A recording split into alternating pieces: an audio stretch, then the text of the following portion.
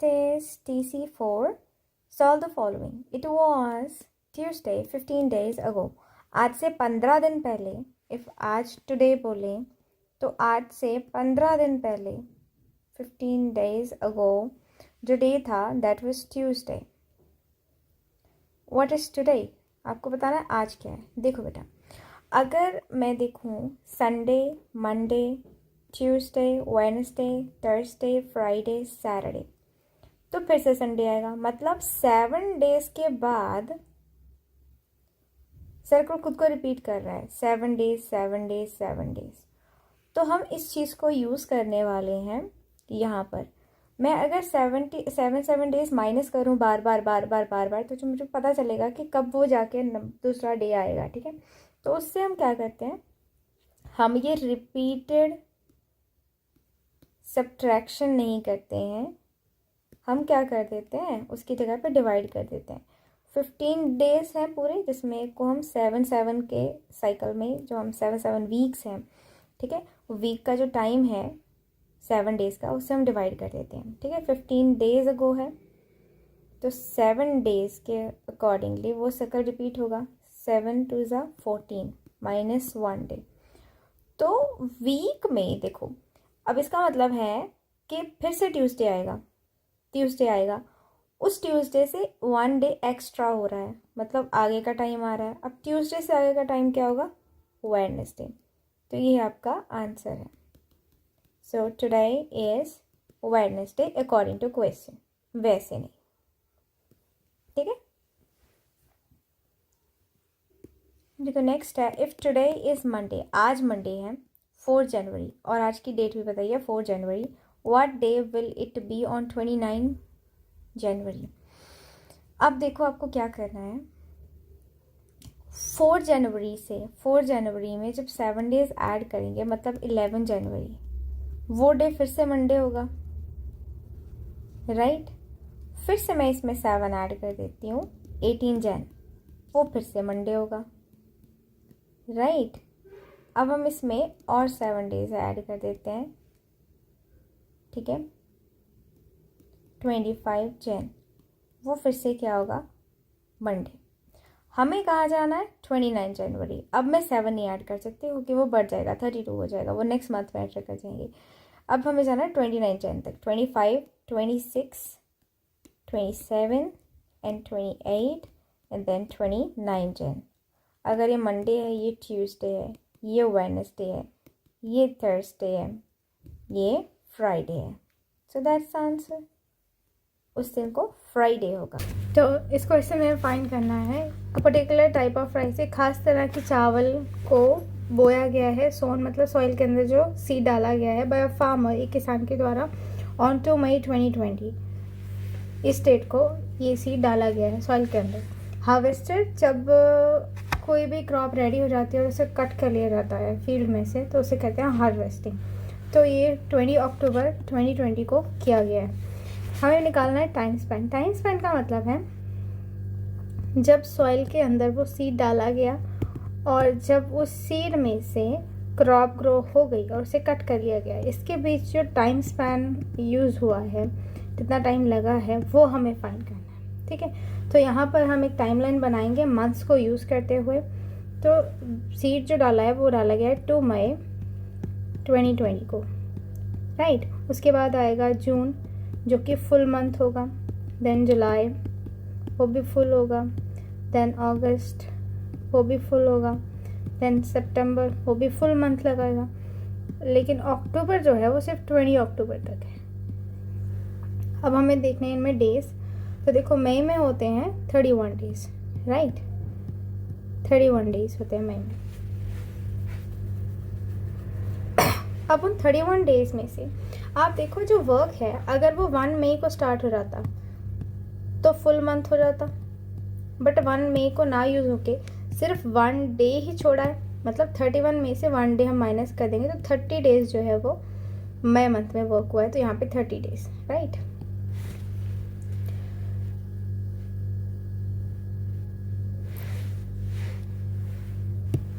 अब जून पूरा month work हुआ है तो यहाँ के 30 डेज होंगे.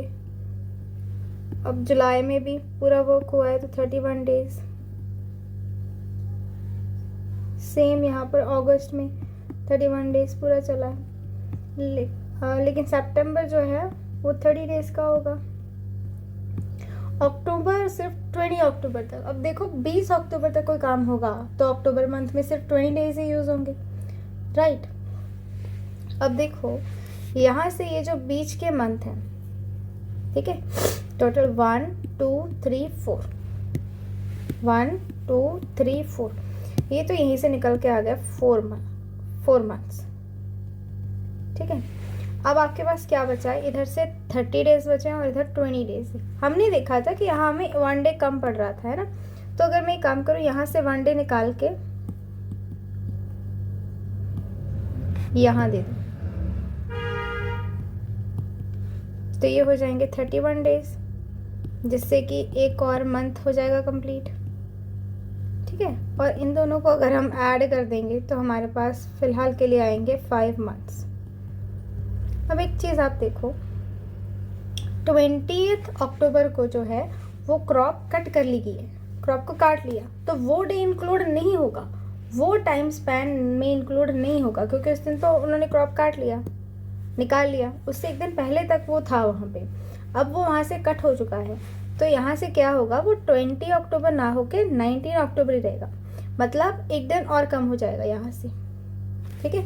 या हम ऐसे यहाँ से माइनस कर सकते हैं, या हम इस तरह से कर सकते हैं कि हम इसको 20 ना लिख कर, ठीक है। अब आपको समझ आएगा कि 20 क्यों नहीं ले रहे हैं, उस दिन तो उन्होंने हार्वेस्ट कर लिया, कट कर लिया। तो 19 अक्टूबर लेके यहाँ पे 19 डेज होंगे, जिसमें से हमने -1 डे करके यहाँ से जो एक डे निकाला था यहाँ देने के लिए, ठीक है। अब यहाँ पर बचेंगे 18 डेज। तो अब यहाँ पर हमारे पास क्या आया, ये आए हमारे पास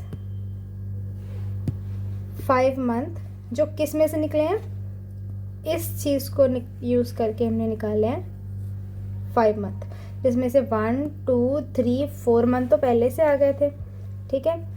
तो उसके बाद हमें और एक्स्ट्रा क्या करना पड़ा है, फिर हमने यहाँ से 1 डे निकाला,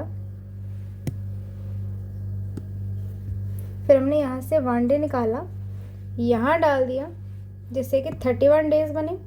उन 31 डेज से एक और मंथ बन गया, जो हमने पहले वाले 4 मंथ्स में ऐड करा, तो आंसर हमारे पास आया 5 मंथ्स। उसके बाद हमारे पास बचे हुए थे 18 डेज, तो टोटल ड्यूरेशन आई हमारे पास 5 months 18 days. This is the time span. इस क्वेश्चन में लिखा है calculate the number of days from 23 December 2022 to 8 March 2023। इसे भी हम timeline calculate the number of days from 23 December 2022 to 8 March 2023। देखो अब हम इसको टाइम लाइन में डिवाइड करेंगे। जैसे पहले आता है हमारे पास दिसंबर ऑफ 2022, उसके बाद आता है जनवरी ऑफ 2023, फिर आता है फरवरी ऑफ 2023, देन मार्च ऑफ 2023। अब पहले तो आप ये देखो कि 8 मार्च है, मतलब मार्च के अंदर 8 डेज ही इंक्लूड करने हैं। फरवरी इसके अंदर ही पूरा आ रहा है, उसके लिए हमें सिर्फ ये देखना है कि ये लीप ईयर तो नहीं है, तो ये लीप ईयर नहीं है, क्योंकि इस नंबर को आप एग्जैक्टली जो है वो 4 से डिवाइड नहीं कर सकते, तो ये लीप ईयर तो है ही नहीं है, विच मीन्स यहाँ पर सिर्फ 28 डेज ही होंगे, ठीक है। देखो जनवरी में क्या होगा, जनवरी में तो आपके पास 31 डेज ही होंगे, क्योंकि वो तो इंक्लूडेड है, बीच में ही आ रहा है। अब बच्ची बात दिसंबर की, दिसंबर के सारे दिन नहीं है, दिसंबर का क्या है कि 23 दिसंबर से स्टार्ट हो रहा है, इसका मतलब पहले 1 दिसंबर से लेके 22 दिसंबर तक का जो पार्ट है वो इंक्लूडेड नहीं है। अगर आप 1 दिसंबर से 22 दिसंबर तक देखोगे तो सिर्फ वो 22 डेज निकल के आते हैं, जो हमें नहीं चाहिए दिसंबर के। तो दिसंबर में होते कितने डेज होते हैं, 31 डेज, राइट। उसमें से हमें ये 22 डेज नहीं चाहिए, क्योंकि हमारी कैलकुलेशन स्टार्ट ही 23 दिसंबर से हुई है। तो आप इनको कर दो माइनस, तो हमारे पास आएंगे 9 डेज, राइट। इसका मतलब अब आप इसको इसको इसको इसको कर दोगे प्लस, ठीक है। तो फाइनली आपका आंसर आएगा इनको ऐड करने पे